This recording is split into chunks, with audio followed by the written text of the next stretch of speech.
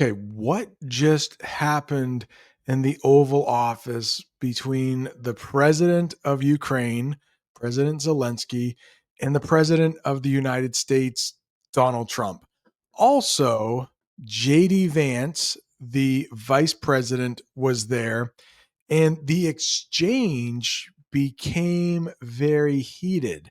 Sometimes when we use exchange in English, it means people talking back and forth with each other.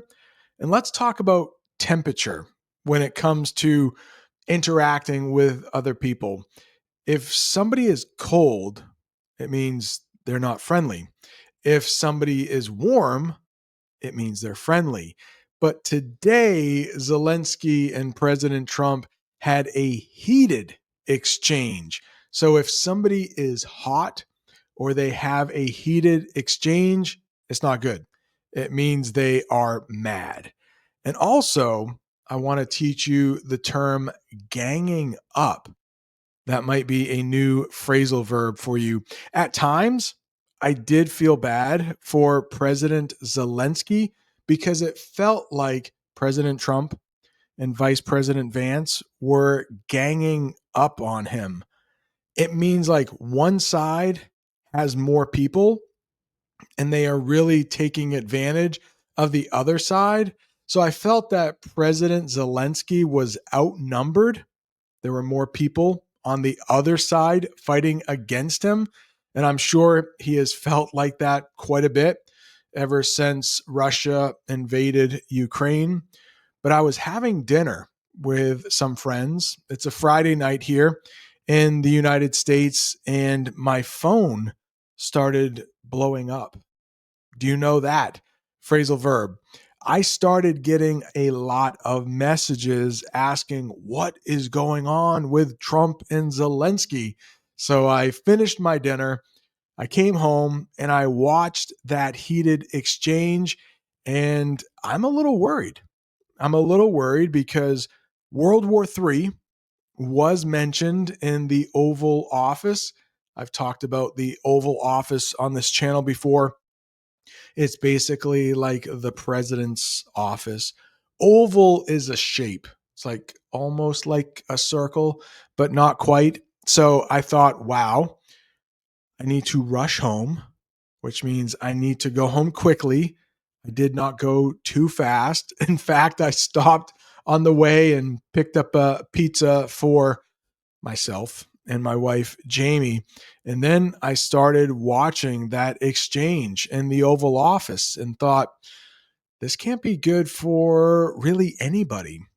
So President Trump also said a couple times, you don't have the cards. What does that idiom mean? Well, it comes from playing like poker. That's maybe a game that we have in the United States played with playing cards. And if you don't have the cards, that means you don't have the leverage. You don't have the power. So, what President Trump was saying was, hey, the United States has given you $350 billion. That's the number I keep hearing. I'm not sure if that is true. You might know President Trump likes to embellish sometimes. And if you embellish something, that means you take the truth and then you add to it. So I don't know how much money the United States has given to Ukraine. President Trump says $350 billion. It's probably less than that.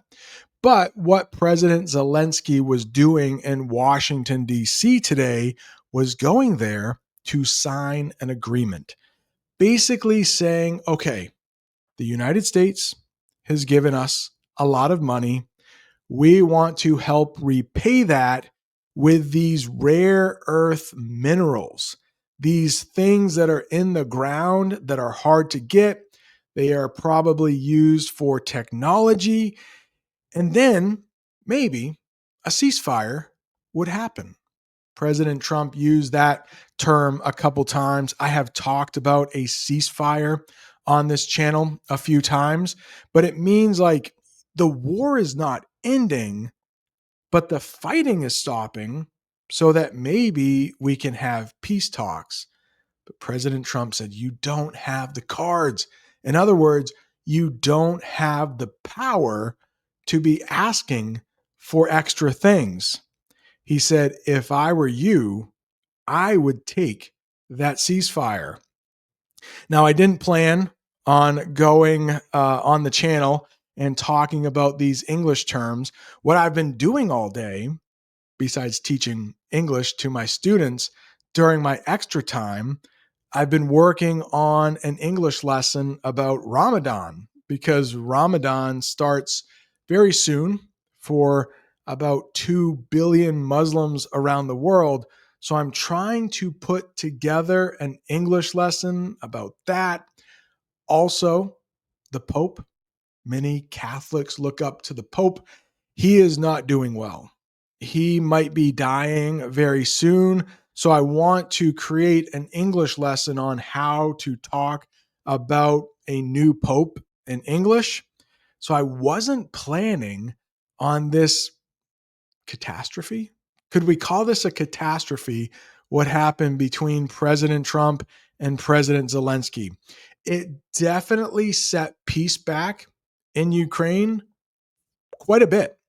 So if something gets set back, it means it was supposed to happen sooner, but now it's probably going to be delayed. So to everyone in Ukraine, to everyone who has suffered, lost loved ones in Russia because of this war, I feel super bad.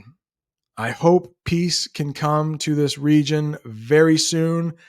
If it does, I will make an English lesson about that. But in the meantime, it looks like the fighting will continue in that part of the world. Thank you so much for watching.